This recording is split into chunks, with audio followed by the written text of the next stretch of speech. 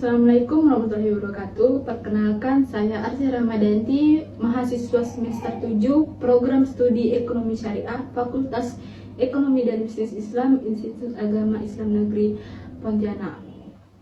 Nah, kawan-kawan, hari ini saya akan membahas tentang satu kebijakan fiskal yang di mana-mana sedang mencuri perhatian nih, yaitu pernyataan dari Menteri Keuangan Purbaya Yudi Sadewa bahwasannya stimulasi likuiditas yang dijalankan pemerintah dapat mendorong rasio penerimaan pajak terhadap produk domestik bruto atau yang biasa kita sebut dengan PDB atau tax ratio di kuartal keempat tahun 2025, kawan-kawan. Nah, di sini kita akan lihat dulu nih apa urgensinya dan bagaimana sih data terbaru menunjukkan kondisi ekonomi tersebut, dan apa yang masih harus mencakup agar kebijakan ini berhasil. Nah, pertama-tama yang kita lihat di sini kondisi ekonomi makro saat ini, teman-teman, di mana dari data resmi dari Badan Pusat Statistik BPS menunjukkan bahwa perekonomian Indonesia triwulan 3 2025 tumbuh sebesar 5,04%. Namun, meskipun pertumbuhan tercatat di angka 5% lebih, tax ratio hingga kuartal 3 ini mengalami penurunan hingga 8,58% dari PDB. Sangat jauh ya di bawah target pemerintahan tahun ini yang sebesar. Penurunan tax ratio ini disebabkan oleh lambatnya aktivitas ekonomi, terutama pada sektor swasta. Nah, Kementerian Keuangan Pak Purbaya menyebutkan bahwa rasio pajak dapat menurun karena perekonomiannya melambat, kawan. Nah, makna dari tax ratio yang rendah ini sangat penting, yaitu berarti penerimaan pajak belum tumbuh sejalan dengan pertumbuhan ekonomi. Padahal yang kita tahu, pajak adalah salah satu tulang punggung pembiayaan APBN, pendanaan untuk belanja publik, investasi infrastruktur, dan layanan masyarakat, kawan-kawan. Jadi yang kedua yang kita lihat di sini yaitu kebijakan yang diambil untuk mengatasi kondisi ini.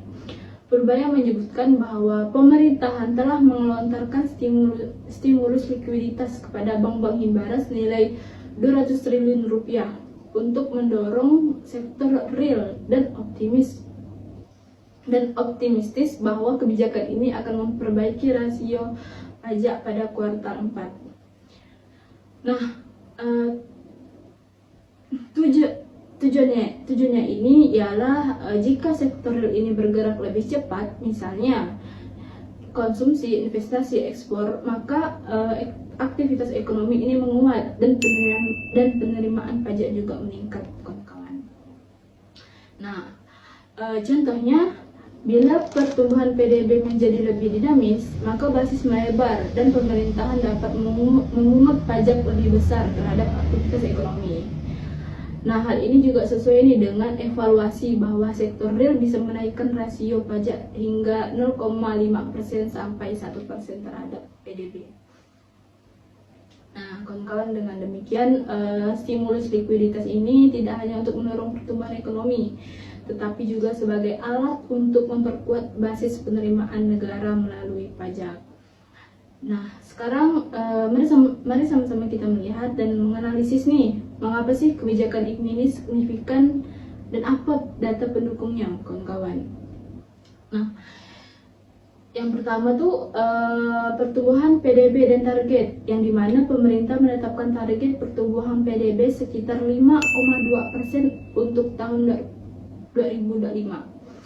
Dengan pertumbuhan ekonomi di angka 5% dan tax ratio masih di bawah 9%, maka gap antara pertumbuhan ekonomi dan penerimaan pajak masih belum terasa, penerimaan pajak semakin terasa, kawan-kawan. Dan yang kedua, rasio pajak yang rendah, yang dimana rasio ini hanya 8,58% hingga kuartal 3, yang menunjukkan nih bahwa penerimaan pajak belum optimal. Nah, ini sangat taruhannya sangat besar nih kawan-kawan. Bila rasio pajak naik 1% dari PDB, maka pendapatan negara meningkat signifikan, yang dimana artinya bisa digunakan untuk belanja investasi pabrik infrastruktur atau mengurangi defisit fiskal. Nah, Purbaya menyebut potensi kenaikan 0,5% sampai 1% dari sektor real, yang dimana bila stimulus likuiditas ini membantu mengubah sektor real dan memperkuat aktivitas ekonomi, maka basis pajak bisa melebar kawan-kawan, yang dimana memiliki efek berganda nih untuk mendukung pertumbuhan ekonomi dan meningkatkan penerimaan pajak, yang pada gilirannya menjaga kapasitas fiskal pemerintah. Nah, kalau kita lihat secara kritis nih, ada juga kelebihannya kawan-kawan. Kelebihan dari kebijakan ini yaitu memiliki arah yang jelas. Contohnya itu seperti mendorong sektor real untuk memperkuat basis pajak. Yang kelebihan kedua yaitu terdapat keterkaitan terhadap stimulus fiskal dan penerimaan pajak,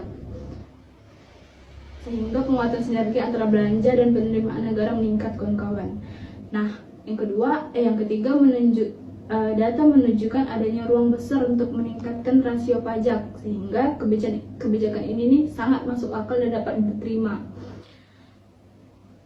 Nah, ada juga nih selain kelebihan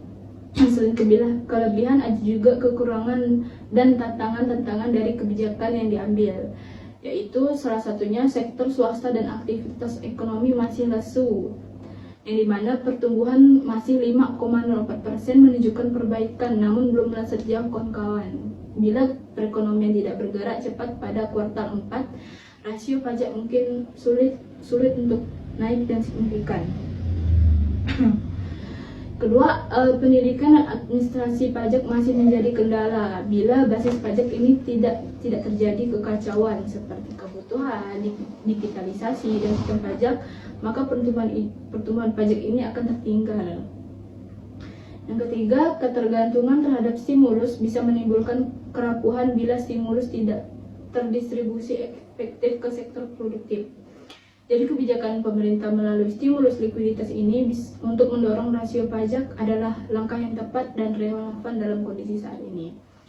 Jadi dengan perekonomian yang masih tumbuh kawan-kawan, namun penerimaan pajak yang belum optimal, itu dapat menjadi kekurangan atau tantangan dalam kebijakan ini.